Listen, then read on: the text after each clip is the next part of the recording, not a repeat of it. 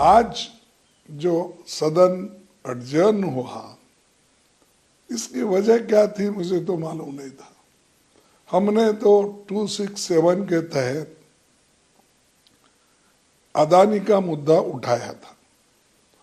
अदानी समूह पर corruption, bribery और फाइनेंशियल इरेगुलरिटीज के गंभीर आरोप है। उसके बारे में हम सदन के सामने रखना चाहते थे और 2030 करोड़ के नजदीक रिश्वत दी गई। जनता के पैसे का इस्तेमाल रिश्वत के लिए दिया गया। इसके बारे में हम उनको, चेयरमैन साहब को भी समझाना चाहते थे और पार्लियामेंट के में जो भी उनके मंत्रीज हैं और प्रधानमंत्री भी अगर आते तो ठीक था, उनको हम ये मुद्दे उनके सामने रखने वाले थे। लेकिन उनके इस रिश्वत का रिकॉर्ड भी अदानी ग्रुप के जो चेयरमैन है, सीईओज है, उन्होंने तो इसका रिकॉर्ड भी रखा है, किसको किस रेट पर पैसे दिए गए और कितने पैसे दिए गए। इसका सब रिकॉर्ड उनके पास वहाँ पर अमेरिका के खुफिया एजेंसी ने ये सीज कर लिया है, उनके पास ये रिकॉर्ड है। और इससे पहले भी अदानी ग्रुप के लोग स्टॉक हेरा फेरी भी और अकाउंटिंग फ्रॉड और ओवर इन्वॉल्विंग और सेल कंपनीज, इनका भी इस्तेमाल स्टॉक प्राइस में मैनिपुलेशन किया गया है, ये आरोप भी उसमें है। फिर जहाँ जहाँ मोदी जी जाते हैं वहाँ इस समूह के कॉन्ट्रैक्ट मिलते हैं।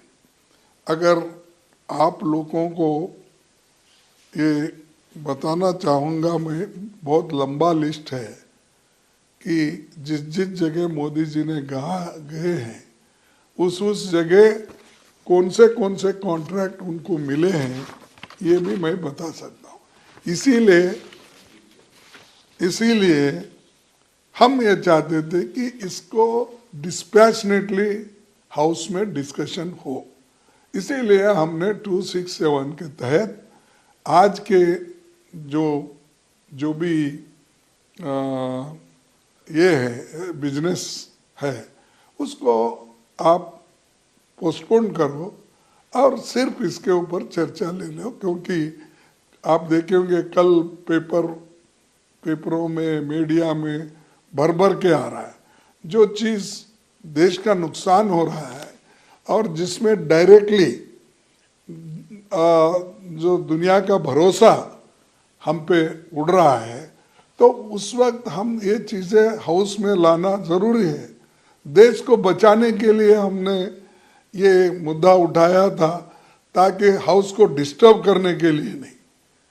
ले जो मोदी कहते हैं हाउस को डिस्टर्ब करते हैं, हुड़दंग मचाते, वो ये हुड़दंग है। उन्होंने खुद ही बांग्लादेश गए और वहाँ पर अदानी को झारखंड इलेक्ट्रिसिटी एक्सपोर्ट उन्होंने जून 2015 में वहाँ विजिट किया था बांग्लादेश को, वो प्रोजेक्ट उसको अलोकेशन करने के लिए दिए। मलेशिया मेगा कंटेनर प्रोजेक्ट को मार्च 2017 में गए थे, वहाँ उनको अप्रैल 2017 में ये कॉन्ट्रैक्ट मिला। इजराइल ड्रोन मैन्युफैक्चरिंग हाइपोपोर्ट एक्वायर्ड, और ये जुलाई 17 को गए थे, दिसंबर 2018 में वो इनको मिला। और सिंगापुर गए प्राइम मिनिस्टर, वहाँ investment of 1000 crore in Adani port by state owned Singapore investment firm. ये उनका विजिट हुआ 2018 में और जून में 2018 वहाँ पर उनको कॉन्ट्रैक्ट मिला। इसी ढंग से श्रीलंका कंटेनर टर्मिनल पोर्ट 2020 को गए, प्राइम मिनिस्टर विजिट किए, वो 2020 को उनको कॉन्ट्रैक्ट मिला अदानी ग्रुप को। नेपाल गए, take over of 2 international airport, वो जून 2013 में ये गए और ये ऑनगोइंग प्रोसेस चल रहा है।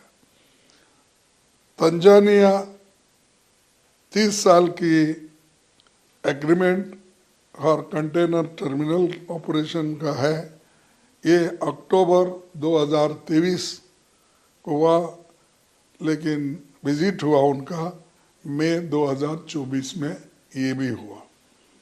कीनिया में मेन इंटरनेशनल एयरपोर्ट दिसंबर 2023 में हुआ और मार्च 2024 9 प्रोजेक्ट स्टैंड्स कैंसल्ड। उसमें गड़बड़ी है, इसीलिए कीनिया के प्रेसिडेंट ने इसको कैंसल कर दिया वहाँ के लोकल लोगों के डिमांड से। देखिए, ये बाहर के लोग आकर हमारे देश को लूट रहे हैं, इसीलिए इस फर्म का बदनामी हो गया है, इसीलिए हम नहीं चाहते कि ये हैंडओवर उनको करे, तो वो भी हो गया। लेकिन प्राइम मिनिस्टर दिसंबर 2023 में गए थे वहाँ। तो वियतनाम में planned investment in 2 airports and development of sea port, ये जुलाई अगस्त 2024 में गए थे, prime minister Modi ji visit किए। ये चल रहा है काम, ऑनगोइंग। उसी के साथ Greece acquire stakes in 3 Greek ports, तो ये 3 पोर्ट एक्वायर करने के लिए उन्होंने बात चल रहा है। अगस्त 2023 में उन्होंने वहाँ विजिट किया और ये प्लान्स टू एक्वायर पोर्ट्स ये चल रहा है। मैं इसलिए आपको बता रहा हूँ कि ये इतने जहाँ प्राइम मिनिस्टर गए हैं वहाँ इनको कॉन्ट्रैक्ट मिला है।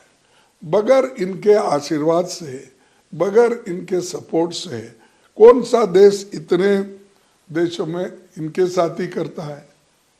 There are so many reputed companies, investors in India, सब छोड़ के इनको, और वो कहाँ पहले जाते हैं, इनसे पहले वहाँ पर ये सब होता है।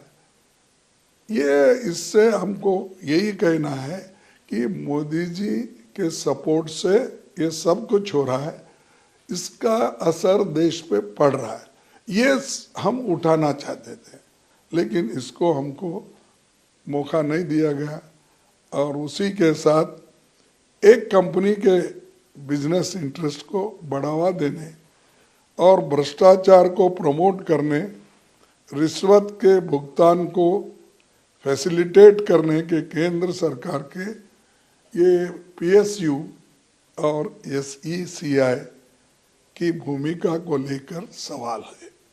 ये सवाल उनके लिए है, और ये जहाँ जहाँ मोदी जी जाते हैं वहाँ वहाँ इस कंपनी को, इन लोगों को कॉन्ट्रैक्ट मिलता है। ये कैसा मिलता है?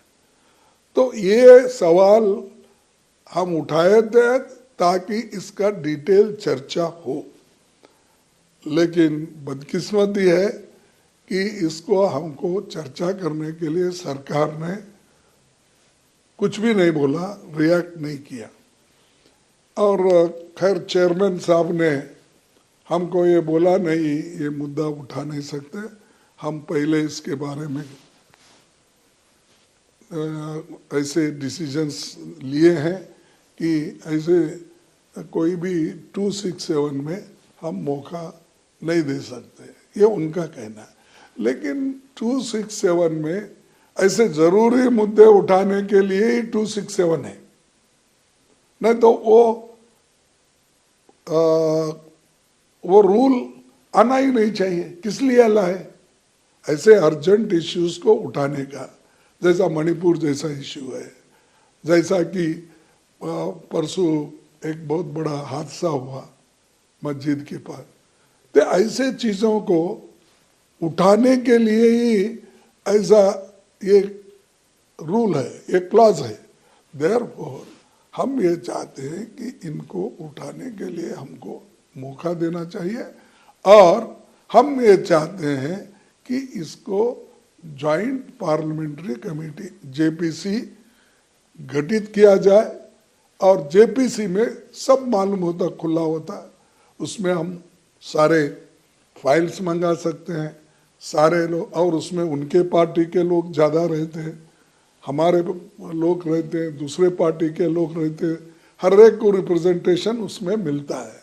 और वो मिलने के बाद जो दूध का दूध पानी का पानी हो जाएगा। इसीलिए हमारी डिमांड है कि जेपीसी गठित करो, सच्चाई बाहर आने दो, और मोदी जी जो ऐसे बाहर बोलते हैं वो उसके बजाय अपनी छवि ठीक कर लो। इंटरनेशनल में जाकर बड़े बड़े बातें करते हो और अपोजिशन को टारगेट करते हो कि अपोजिशन के लोग उनकी छवि कर रहे हैं। छवि तो आप खराब कर रहे हैं, बिजनेसमैन को लेकर फिर रहे हो, उनको ठेकेदारी दिला रहे हो, और इसकी FIR ये सब इनके ऊपर हुआ, करप्शन चार्जेस लगे, कहाँ? अमेरिका कंपनीज ये बोल रहे हैं। तो ये जो चीज़ें हैं इसको डिटेल डिस्कस होना, इसीलिए हमने उठाया था, तो हमको चांस नहीं मिला। लेकिन हम चाहते हैं कि जॉइंट पार्लियामेंट्री कमेटी इसको बनाना चाहिए, और रिश्वत इन्होंने कितना दिया और क्यों, और प्राइम मिनिस्टर जो बाहर गए जाते वक्त इन्हीं को क्यों लेके गए, या इनसे पहले आकर हर चीज़ इनको कैसा मिल रहा है, यही हम बोलना चाहते हैं।